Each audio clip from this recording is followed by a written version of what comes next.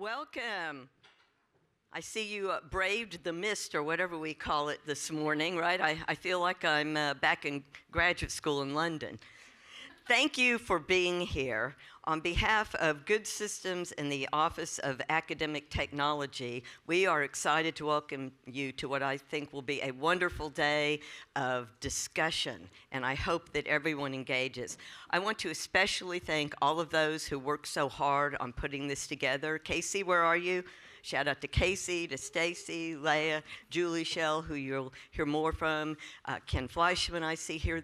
Anyone I missed, I'm so sorry, but thank you to the whole team who put this together. I was thinking, how do we start this? And one of the things I thought about was that AI has been with us a long time. Think back to 1950, right? Who in 1950, anybody? Yes, thank you. Yes, Turing. So it's been with us a long time. However, when did it jump onto the scene? Anybody? Come on, shout it out. When did this university really become aware of AI? What occurred? Okay, I'll say it. Thank you. ChatGPT, generative AI, yes. And what was the first reaction to many universities, right? Shut it down. No, no, no. Was that realistic? Of course not. It was no more realistic than saying you can't use the internet, right? So today, what we hope to do, and we, as I said, want great interaction, but we really want to strengthen confidence that all of us have in the responsible use of AI for education, for teaching, for learning in our community. We want to discuss how AI will be deployed for instruction and for social good. And we know that with AI, we do have promise and we have peril, right? So we will be delving into that. A little bit about Good Systems, and then I'll turn it over to Julie. Good Systems is a consortium, interdisciplinary of ethical AI at UT Austin. We are designing AI technology that benefits society. We develop, implement, and evaluate, including policy. And we believe in keeping the human in the loop, as I'm sure all of you in this room do. We have over 140 active researchers, over 19.5 million in external funding that we have accrued, 34 UT departments and disciplines, over 12 schools and colleges, 32 external partners and growing, 27 hosted events, more now. I know these numbers do not include the past few months, 44 scholarly articles, and 24 articles, and of many, many students we have engaged, both undergraduate and graduate. And when I talked about the first reaction, which was to shut down AI, nobody can use it, there was immediately a pivot. And of course, with this pivot, who did the university turn to? Julie Shell. I am Sherry Greenberg. I'm a professor of practice at the LBJ School of Public Affairs, and also I am the Assistant Dean for State and Local Government Engagement. I have been involved in technology policy for more years than probably I want to admit, and I met Julie Shell as soon as she came to this university campus, and she has been a true gem. So I want to turn it over to Julie. Thank you. Thank you. Thank you so much, Sherry. Welcome, everyone. I want to start off by just thanking Good Systems, our partner. So big round of applause for our Good Systems team.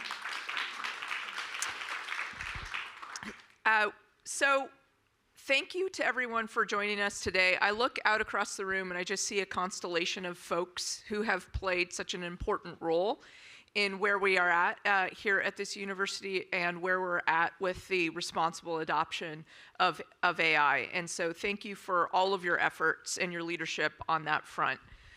As Sherry said, I'm Julie Shell. I'm Assistant Vice Provost of Academic Technology, and I oversee the Office of Academic Technology. And I started off, my AI story starts off with having felt a moral obligation to understand and develop some expertise in academic technology. I needed that since that's my title, but in AI, because I teach a class called Design Pedagogy, and my class enrolls MFA students in design as well as education students in the College of Ed. And this was in summer of 2023, and I realized that I had been working actually with Michael Baker and some colleagues on issuing some guidelines about the use of AI in design courses. And just unequivocally, we had learned that if we did not teach our students how to use AI responsibly, we were not going to be setting them up for success for a career in the future of design. And so I decided to teach myself everything that I could. And I started to realize something. So as a scholar and researcher, my expertise is in how people learn complex topics. And I've done a bunch of stints in this. Those of you who've known me know that I started off studying how teachers learn information technology or instructional technology. I did a 5-year deep dive in a physics lab where I learned how people learn physics. I did another 5-year deep dive in design, how people learn design. And now I'm really interested in AI. And why is learning AI a complex topic? It is full of complexity, it's full of contradictions, and it's full of paradoxes. And 3 of the key paradoxes that I find really interesting and compelling are, the first is the teaching paradox. So generative AI can teach you almost anything, right? But it can also teach you a lot of false or inaccurate knowledge. Okay? So that's one of the paradoxes that I think make it really complex. The other is the creativity paradox. So generative AI can make you feel quite creative and can spur your creativity in new ways, but it can also make you sound like everyone else. It can use other people's creativity to bolster your own. So that's another paradox. As a learning scientist or someone who's interested in how people learn complex stuff, it's this third paradox that's really fascinating to me, which is the effort paradox, right? So using generative AI can speed you up. It can make you faster. It can make things easier. But it can also take away that productive struggle. And we know when it comes to learning that cognitive engagement and productive struggle is what creates those deep, meaningful, long-lasting, enduring learning experiences. So I'm really fascinated by the complexities that AI presents. And when you just think about those 3 paradoxes, because there are many more, you start to realize that we need leadership and we need education on how to navigate those complexities. So we're excited to be partnering with Good Systems on launching some of those engagements. We started off in the Office of Academic Technology by creating a North Star to try to help people navigate those complexities, and that North Star was a guiding principle called AI Forward, AI Responsible. So you can't go too AI forward, you can't be too AI responsible. There's a balance and a sweet spot between the two, and trying to navigate between those spaces.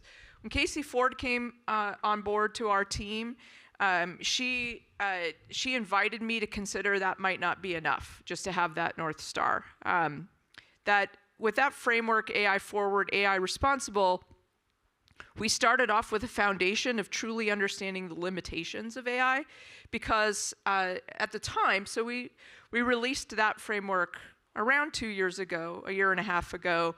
There's so much on the forward side. So much. There was so much excitement. There was so many people trying it. It's everywhere, right? But there wasn't a lot on the responsible side available. So what we started off was to try to get the responsible side very, very forward, so to speak, and in front of people by identifying the 6, what we call the big 6, which are the big 6 limitations of using AI, and getting that in front of everyone. And Casey, when Casey came on board, she's like, that's a great foundation. What are we going to do next? Because there's so many complexities and there's so much need. We need to be leading in this space for responsible adoption. And she had the idea of having a convening. Welcome. So thank you to Casey for that. Today promises to be a really exciting day where we walk through some of those complexities and we start to consider what does ethical and responsible adoption of these tools look like and why do we need that. I also want to say that what we've done over the past 6 to 9 months is get together with a working group from folks across campus, faculty, staff, and administrators and experts and students from across campus to help us understand what does it mean to adopt AI responsibly in the classroom, for classroom instruction, for teaching and learning. We have a definition that we're going to be sharing today, and just a teaser on that is that we believe responsible adoption of AI is only using AI in ways that will further the achievement of learning outcomes and foster human development, and intentionally not using it in ways that would inhibit the achievement of learning outcomes or inhibit human development. So that's our basic definition. And we also identified 8 principles to help us figure out how to make sense of that ambiguity and those complexities. Those principles range from ethics, literacy, intention, balance, academic integrity, stewardship, and I think I'm missing 1 or 2 there because I think it just named 6. But we will uncover those and launch those today as well later in the afternoon, and we'll talk a little bit more deeply about the framework. But I also want to thank folks in the room, particularly from Enterprise Technology and our faculty and our Center for Teaching and Learning, who played a big role in the development of that framework. So thank you very much. So without further ado, again, thanks to everyone for joining. Thank you to Sherry.